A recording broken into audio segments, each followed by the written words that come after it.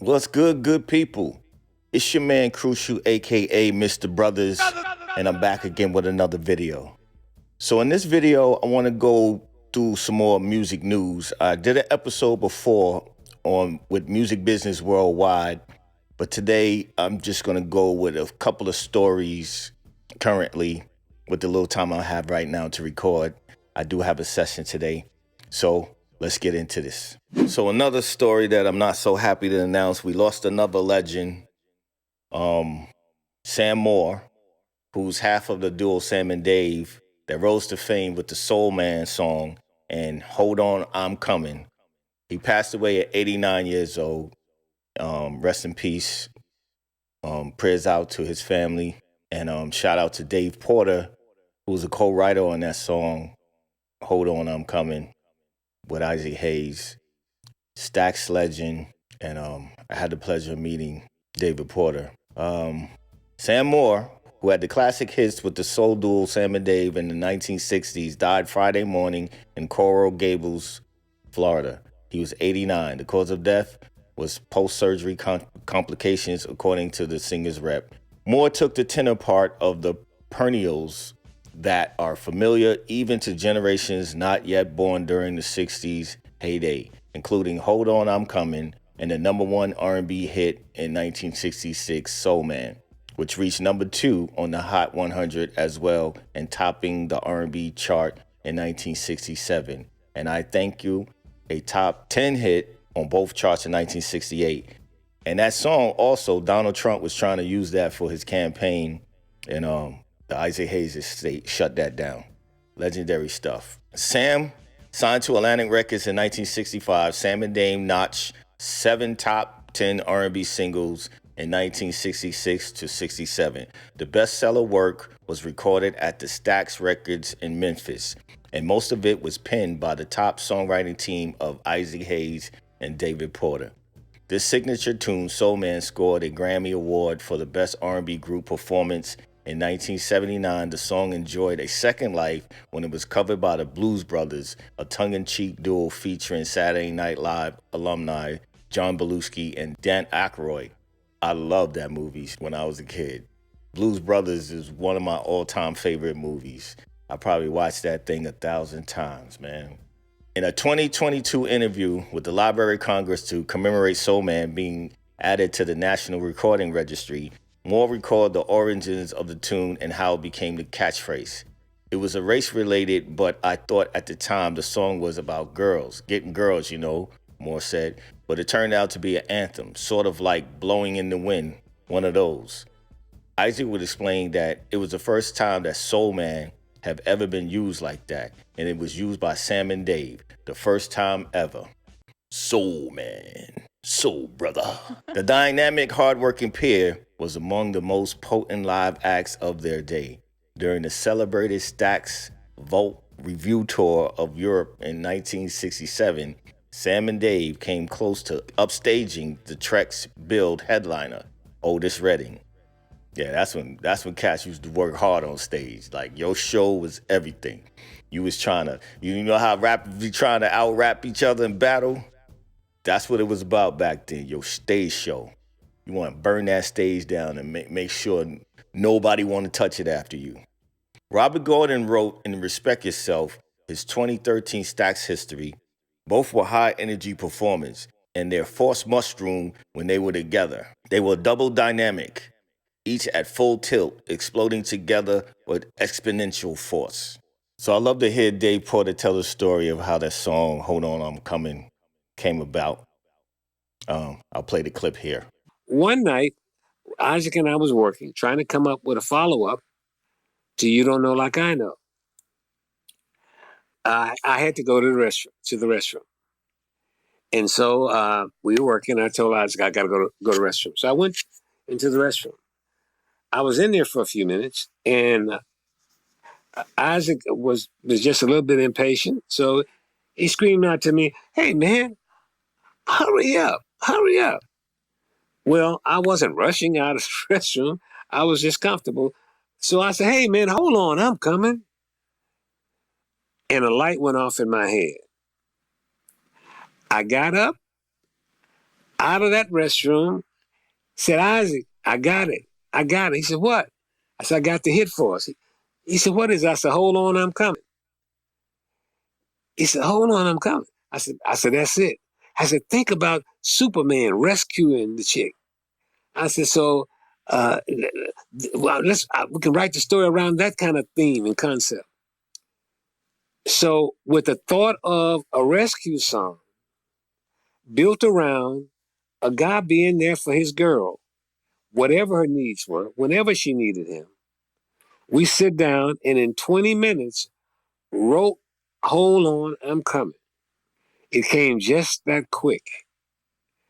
I give the restroom a lot of credit for that. It came just that quick.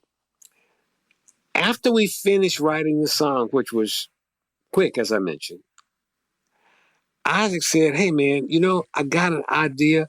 I got a horn riff that I put down a couple weeks ago, and I just put it down on tape. I got it. It's up in the control room. Come on, take a listen to it. So we both went up in the control room. Isaac pulled out the tape.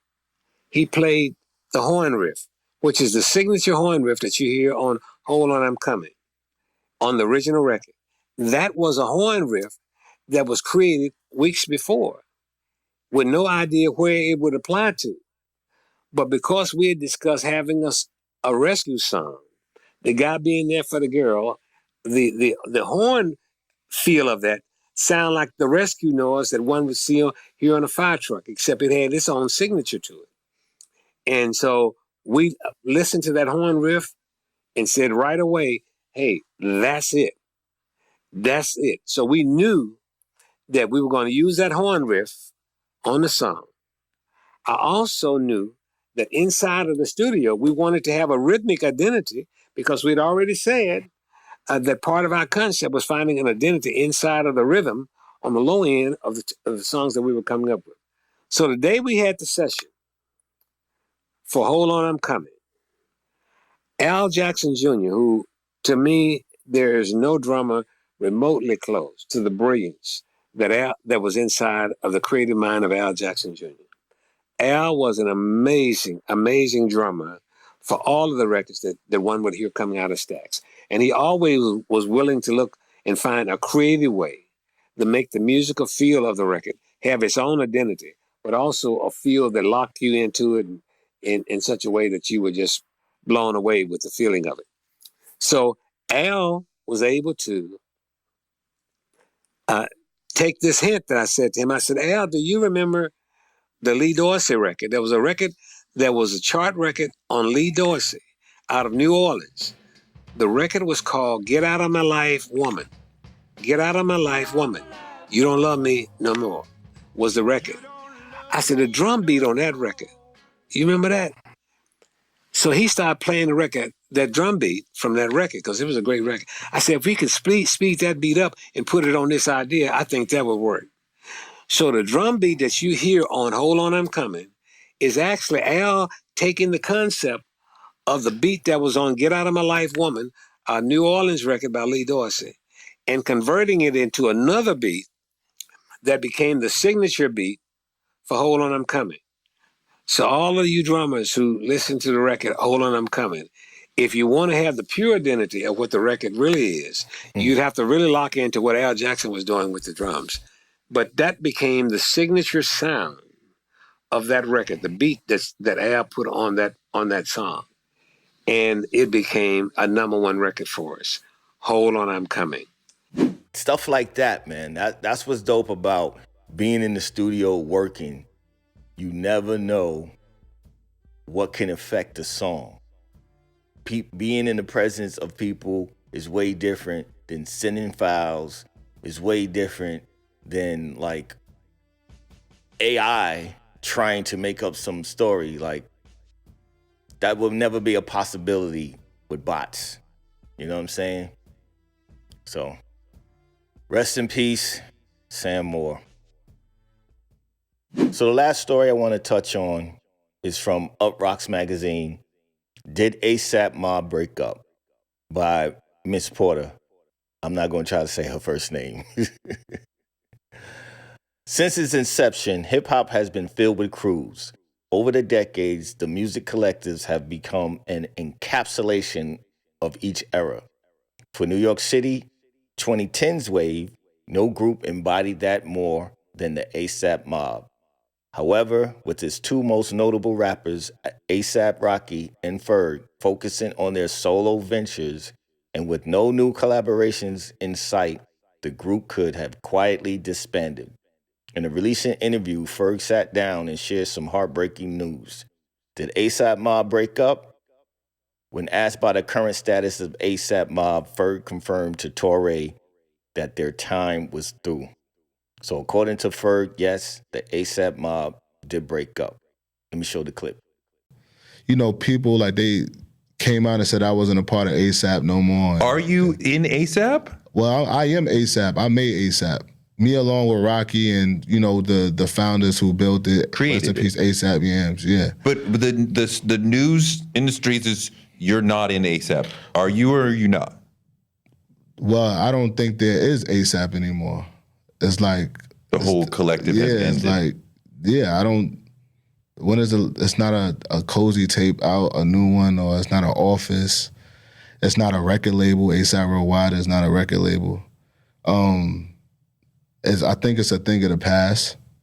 I think people hold on to the legacy that we created and those things. But when you think about ASAP, I think from the music point, you think about like me and Rocky, who like did the music and all of that. Of course, it was built off the backs of like Barry and Yams and all of that, but like we're the faces. So like I feel like if we're not making no music and putting out no new timestamps, then there's no ASAP. So right now is Ferg. It's Ferg Apparel. It's the Ferg Empire. It's like Daryl. It's everything dealing with this individual right here. So it's Ferg now. You're not ASAP Ferg anymore. Yeah. Is there acrimony within that, or it's just like we grew up and we kind of like? It's growing up because I still talk to those guys. I still talk to Rocky E. I talk to 12E sometimes. I speak to Nas. We bumping into each other in LA and parties and stuff like that. But we all got like different pockets and groups of friends. Yeah. You know what I'm saying? We not like 20 years old sharing a bus and traveling for months at a time anymore.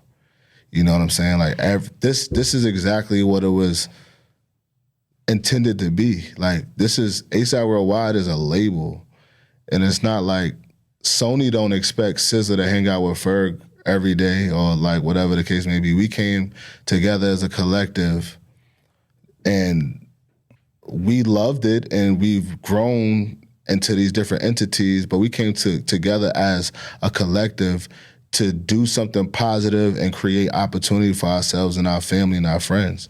So like we killed it. Like we did that 12 years. You know what I'm saying? And now time to... Yeah. And when you say like, oh, I'm not like ASAP, I am ASAP because I'm always striving and prospering, and I have ASAP tatted on me. And like when I see the guys, we throw it up. Like, but at the same time, it's like we're not kids anymore. Like I'm Ferg and I've been Ferg before I became ASAP. So it's just basically going back to my roots, going back to what people know me and how I grew up for, which is Ferg. So what do y'all think? Do you think ASAP Mob is over? Do you think they'll probably do more stuff together? Do we need them? Let me know in the comments. I don't know. Somebody need to help out Joey Badass. Maybe we need the mob to back up Joey Badass. We got Joey drowning out there by himself. Anyway, y'all let me know if y'all want me to do more of the music news. As I said in another video, if you didn't see that video, you can check it out here. And yeah, once again, hit that subscribe button. If you got anything out of this video, if you don't want to subscribe, that's cool too. At least give me the thumbs up to help me out with the algorithms. Appreciate all y'all. Thank you for all those that's been supporting.